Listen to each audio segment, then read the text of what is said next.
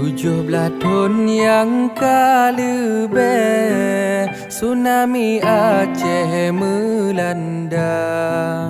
Ya laut di megulung, lam si kejap mandum rata. Kapayang raya jiba udara,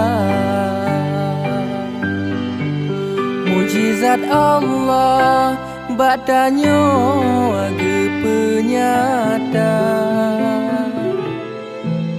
Kuasa Allah masjid kepesiblah,